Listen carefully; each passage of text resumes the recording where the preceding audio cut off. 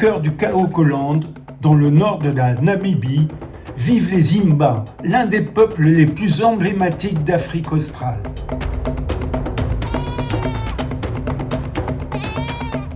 Leurs femmes sont reconnaissables entre toutes grâce à cette couleur rouge qui recouvre leur peau et leurs cheveux depuis l'enfance.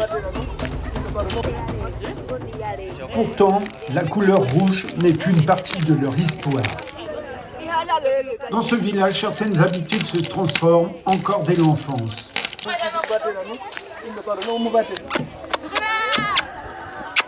Pendant plusieurs heures, nous allons partager leur quotidien.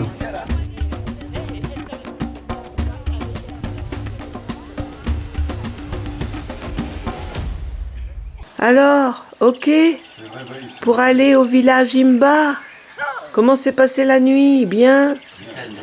Calme, reposante?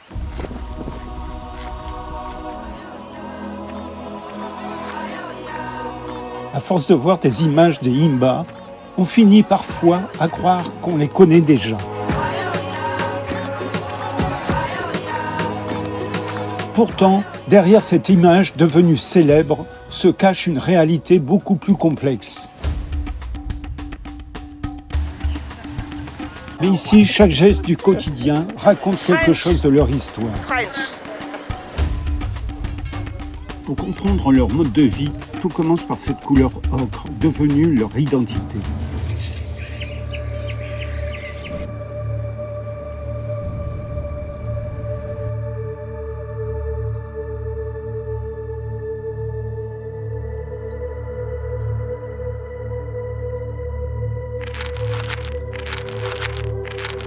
Cette couleur rouge est sans doute l'élément le plus connu de la culture Imba.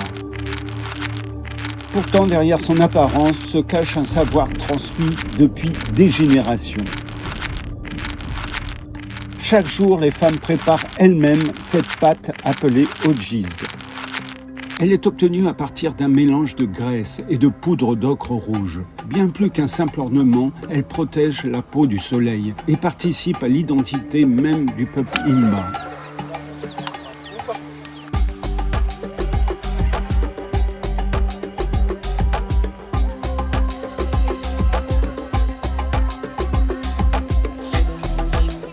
Dans le village, les enfants grandissent au rythme de la communauté. Très tôt, ils observent les gestes des adultes. C'est ainsi que les connaissances se transmettent de génération en génération. Ici, l'apprentissage passe d'abord par l'observation et l'expérience du quotidien. Il se présente déjà, lui. Comme beaucoup de peuples pastoraux d'Afrique centrale, les Imba vivent en grande partie de leur bétail. Les chèvres occupent une place essentielle dans leur quotidien. Elles représentent à la fois une source alimentaire, mais aussi une forme de richesse. Lors des repas ou des occasions particulières, certaines chèvres sont abattues pour nourrir la communauté. Chaque partie de l'animal est utilisée. Dans cet environnement aride, rien ne doit être gaspillé. Dans cette région où les ressources sont parfois limitées, l'alimentation peut également intégrer d'autres sources de protéines adaptées à l'environnement local. Il cherche le sang.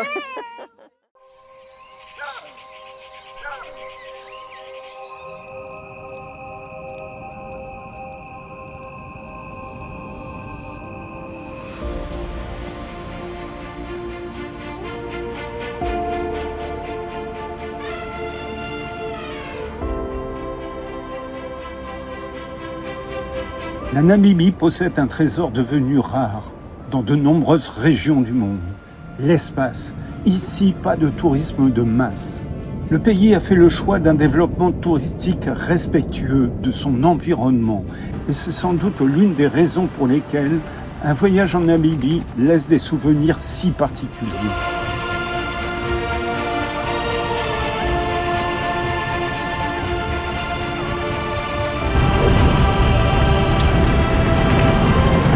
Au cœur de cette Afrique préservée s'étend le Daramaland, une immense région située dans le nord-ouest du pays, entre l'océan Atlantique et le parc national d'Etosha. Un territoire sauvage où les montagnes surgissent au milieu de vastes plaines désertiques. te sens bien, mon chéri? Oh, je pense que tu vas acheter une résidence secondaire, toi. Bon, on serait bien, là. Regarde-moi ça. Milieu de nulle part. Pouf! Loin de la civilisation. Pas d'internet, pas de télé. Pas de téléphone. Et la Namibie ne se contente pas d'offrir des paysages exceptionnels. Elle propose également une autre façon de voyager. Ici, les hébergements cherchent à s'effacer devant la nature plutôt qu'à la dominer. Nous avons choisi de séjourner dans l'une des tentes du lodge de Tweefelfontein, un lieu parfaitement intégré à son environnement. Et l'expérience va encore plus loin. Les toilettes et les douches sont installées à l'extérieur. Une manière originale de vivre au rythme de la nature, du lever au coucher de soleil. Ça va dans votre grotte, les vieux gars?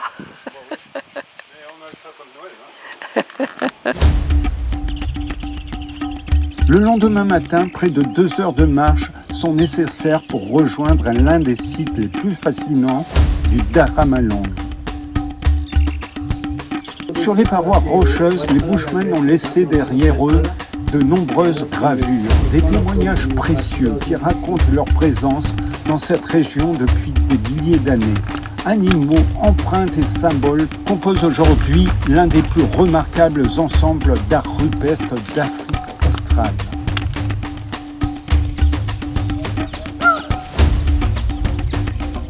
Puis au loin, une silhouette attire immédiatement le regard. Impossible de le confondre avec autre chose.